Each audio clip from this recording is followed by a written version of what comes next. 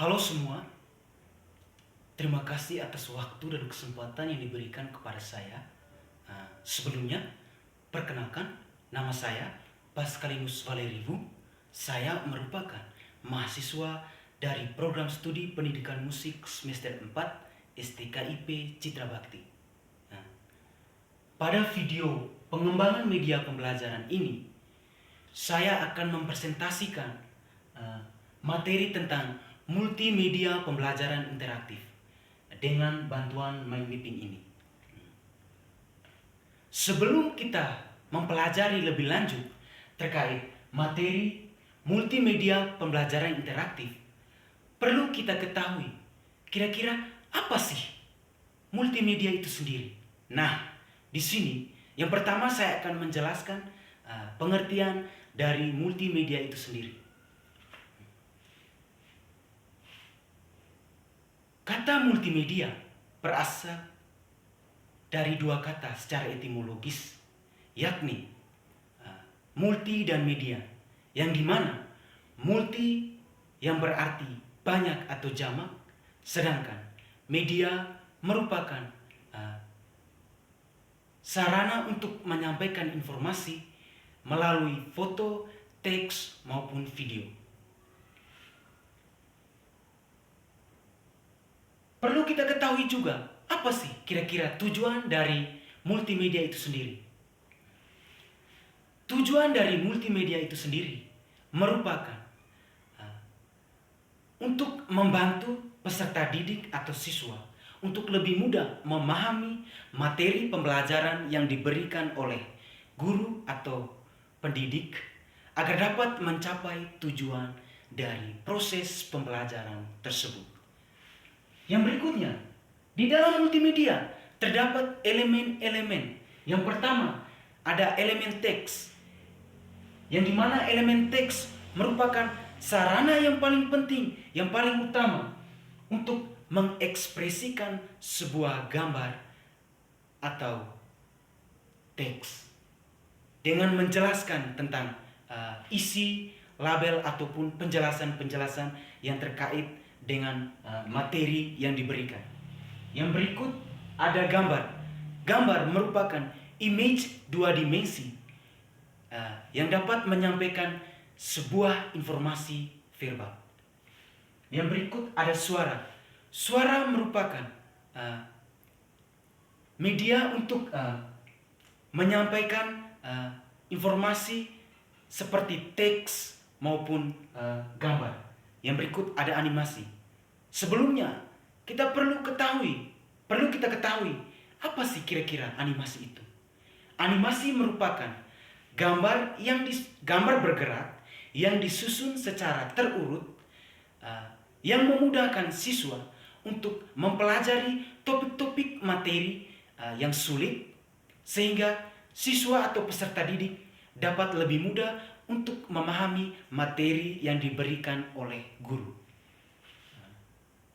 Selain itu, di dalam multimedia ada proses penyajian multimedia yang dimana terdapat dua penyajian multimedia, yaitu penyajian multimedia linier dan penyajian multimedia non-linier.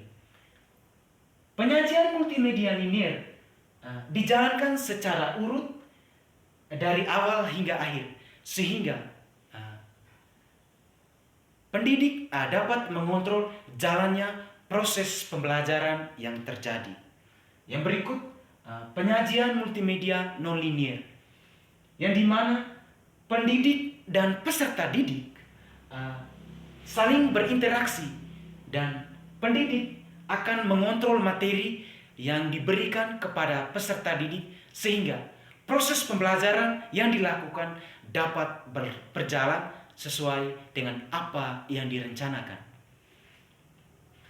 Selain itu, ada pun alat-alat untuk membuat multimedia. Yang pertama ada authoring tools, yang dimana di dalam authoring tools menggabungkan dan mengedit elemen-elemen dalam sebuah multimedia. Yang berikut creating editing tools, yang dimana di dalam creating editing tools membuat dan mengedit elemen-elemen multimedia tersebut. Selain itu, ada pun manfaat-manfaat dari multimedia itu. Apa sih? Apa saja sih manfaat dari multimedia tersebut bagi kita? Yang pertama, di bidang pendidikan, mengembangkan metode pembelajaran interaktif di sebuah sekolah ataupun di lembaga-lembaga pendidikan. Yang kedua, di bidang bisnis, mengembangkan produk ataupun iklan yang dihasilkan untuk membantu dalam sebuah kegiatan bisnis. Yang berikut, di bidang pariwisata, mengembangkan peta turis dan seni pertunjukan, mengajak warga asing untuk datang ke Indonesia dan mengunjungi keanekaragaman yang ada di Indonesia. Yang berikut, di bidang hiburan, membuat film animasi yang dapat menghibur kita semua. Yang berikut, ada pun prinsip-prinsip multimedia. Kita masuk ke teori kognitif pembelajaran, yang dimana teori kognitif pembelajaran itu sendiri diperkenalkan oleh profesor asal Amerika yang bernama Richard Mayer pada tahun 1990-an. Asumsi dasar dari teori ini adalah manusia memiliki dua subkomponen yang bekerja secara paralel, dan pembelajaran lebih berhasil jika kedua saluran ini dijalankan dalam waktu yang bersamaan, sehingga proses pembelajaran dapat dicerna secara baik oleh peserta didik. Apapun materi yang diberikan oleh pendidik atau guru dapat dipahami oleh peserta didik. Yang berikut, teori Mayer berdasarkan tiga asumsi.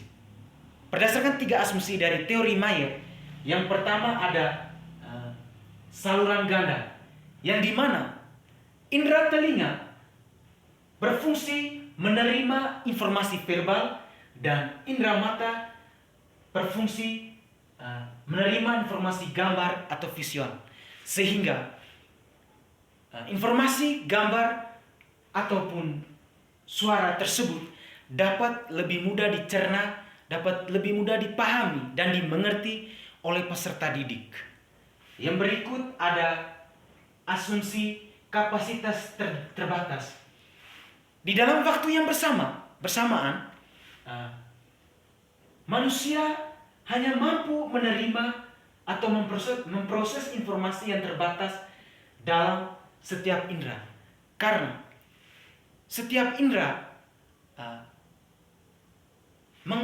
menerima informasi dan menyampaikan itu kepada memori, sehingga memori kita terbebani dengan pemikiran-pemikiran tentang informasi-informasi yang didapatkan.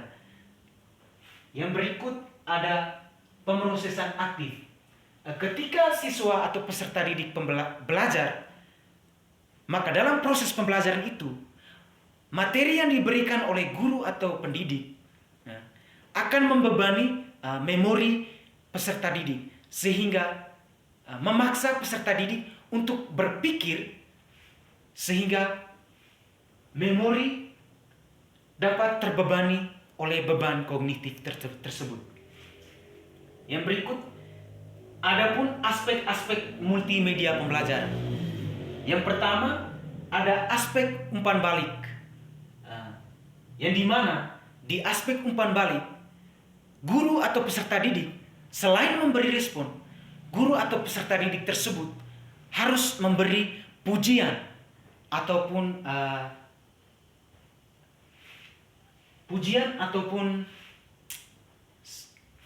semacam apresiasi kepada siswa, agar siswa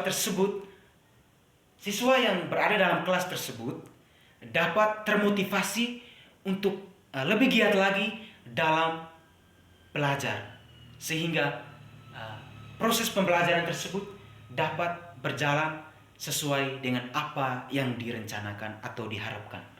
Yang berikut ada tahap percabangan.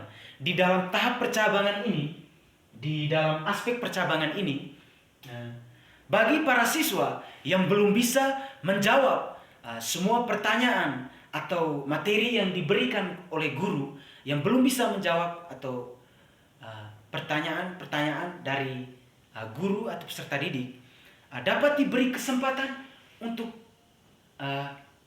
mempelajari lebih mendalam tentang materi yang telah diberikan, sehingga pada sesi selanjutnya, jika apabila diberikan kesempatan untuk menjawab pertanyaan atau menjelaskan materi, siswa tersebut dapat menjelaskan materi dengan baik dan benar. Yang berikut ada tahap penilaian. Untuk mengetahui perkembangan atau pemahaman dari setiap siswa, guru perlu melakukan penilaian melalui tes, ulangan maupun tugas-tugas, sehingga guru dapat lebih mudah mengetahui apakah siswa ini sudah benar-benar memahami materi yang telah diberikan, ataupun sebaliknya sama sekali belum bisa mengerti materi yang telah diberikan. Yang berikut ada aspek monitoring kemajuan, yang dimana guru berperan untuk menyampaikan informasi terkait dengan materi-materi proses pembelajaran yang akan dilakukan ke depannya atau yang akan dilakukan di sesi selanjutnya.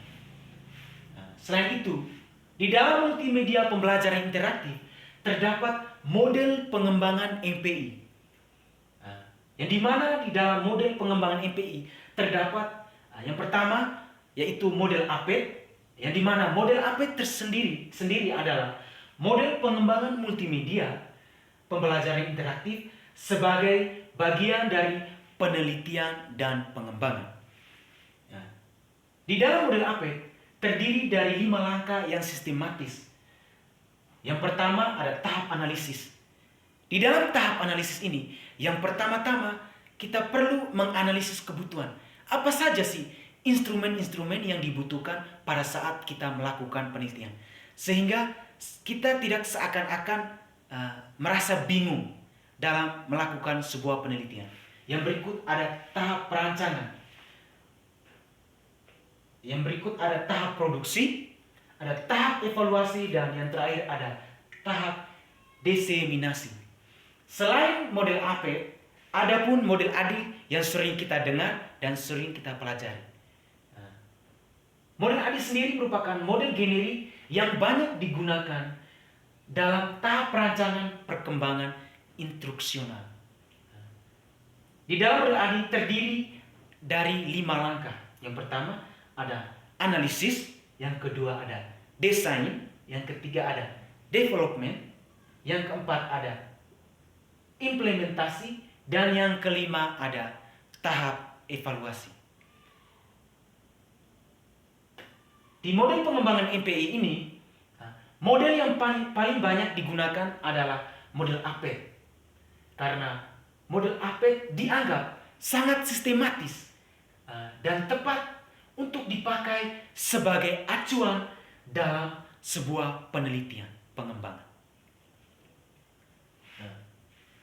Sebelum saya mengakhiri video presentasi materi tentang multimedia pembelajaran interaktif ini, sebelumnya saya menyampaikan permohonan maaf apabila dalam proses pemaparan materi saya ini ada kata-kata atau bahasa yang kurang berkenan.